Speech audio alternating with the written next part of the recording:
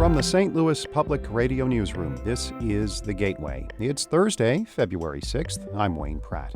Ahead, St. Genevieve National Historical Park has its first superintendent. It's a big step in recognizing the oldest permanent European settlement in Missouri. Being a little farm town, kind of off the beaten track, St. Genevieve and all of its properties survived the test of time and are still standing today.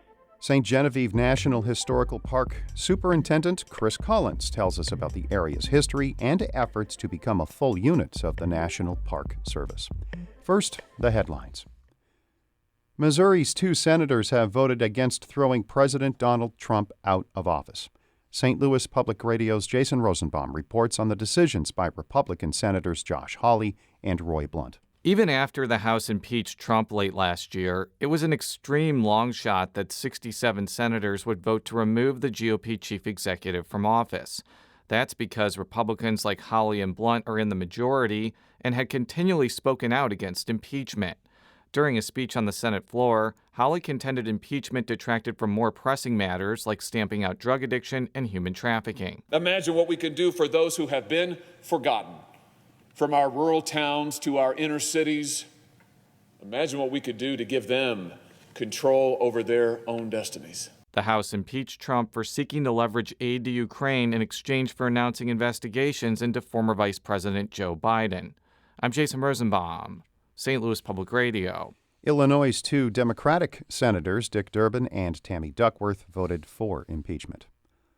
Opera Theater of St. Louis is marking the largest donation in its history.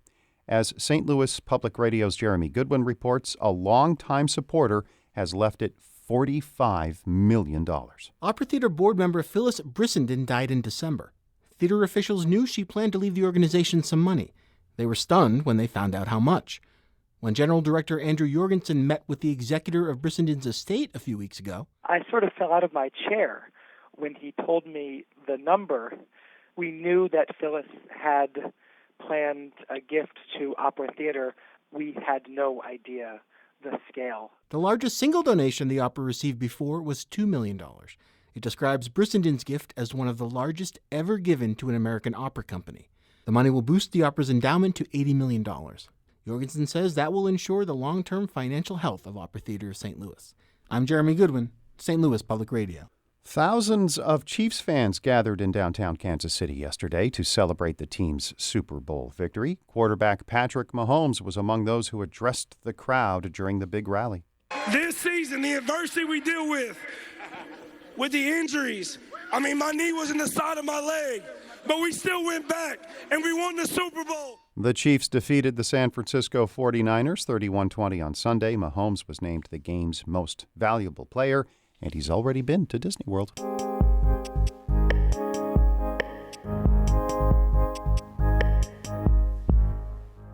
St. Genevieve, a small town about an hour south of St. Louis, was settled by the French in the early 1700s. Several colonial structures survive today, leading to parts of St. Genevieve to be designated a National Historical Park in 2018. Now it has its first superintendent. I spoke with Chris Collins about his new job and what makes St. Genevieve special. What's really interesting about it is it's kind of survived time. It was forgotten, unlike St. Louis, where all of the vertical log structures were eventually taken down and replaced with more modern structures. Being a little farm town, kind of off the beaten track, St. Genevieve and all of its properties survived the test of time and are still standing today. Talk to me a bit about those structures, specifically, if I'm pronouncing this correctly, the style poteau-en-terre construction. The poteau-en-terre construction, vertical log structure where typically cedar posts were buried directly into the earth. They used cedar, of course, because it wouldn't rot, and those were used as the main support for the structure. It's interesting that only 5 of these particular houses survive in North America to this day, and 3 of the 5 exist in St. Genevieve. Why is that? It stood the test of time because it's off the beaten path. Luckily for St. Genevieve, I know there have been some floods along the Mississippi, but their houses have survived. I know that some of them have had the basements flooded, but other houses that existed in North America didn't survive natural disasters. Building techniques and technology improved over the years, too? Well, absolutely. Like I said, St. Louis, I think it was 1875, the last poteau-en-terre house was torn down. I was reading a bit on your background. You spent time in Indiana at Indiana Dunes. I'm assuming you were there when it received the National Park Service designation. That's correct. Yeah, in 2019, Indiana Dunes National Lakeshore became Indiana Dunes National Park. Is there anything from that experience you can apply to St. Genevieve as it strives for the same designation? St. Genevieve is a National Historical Park. It was authorized as a National Historical Park, but we're not yet established. The legislation for St. Genevieve said that the National Park Service had to acquire enough property to make it a manageable unit of the National Park Service before it would be formally established. And this time, we own one house, the Beauvais Amareau House, which the state of Missouri donated to us.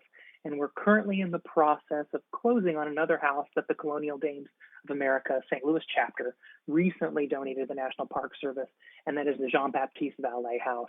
Is there a minimum number of structures you have to have under your control before you get to the next level at the Park Service? We've been scratching our heads on this one. Somewhere in the early days, right after the legislation passed in 2018, we were working with the Colonial Dames on 5 properties that they were thinking of potentially donating. So for some reason, 5 kind of stuck in everyone's mind, but it's really up to the Secretary of the Interior to decide. We're thinking somewhere between 3 and 5. We'd like to quickly get to that 5 mark just because that's kind of the number we've been working toward. Is there any way to put a timeline on this effort? Unfortunately, no. We're working with the state of Missouri. They have a few additional properties that they are thinking about donating to us. So we're hoping we could reach some kind of partnership agreement with them so they would still have presence in the community and help to operate those structures. What are your big goals for this job? Park Service is relatively new in the community, but there are a number of other organizations that have been around for quite some time.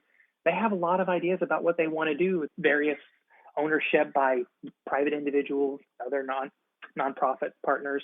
I really want to get in good with those particular organizations, find out their direction, and see if I can get everyone on the same page so we're all moving in the same direction.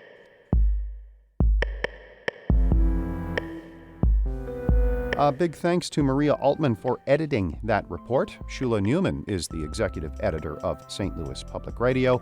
Music by Ryan McNeely of Adult Fur. I'm Wayne Pratt. I'll be out tomorrow. Rachel Littman will be behind this microphone.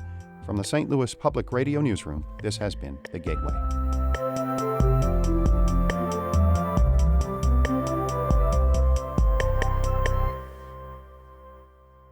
Support comes from Mosby Building Arts, a design-build company committed to remodeling the right way. Visit callmosby.com to get project inspiration for any room of your house.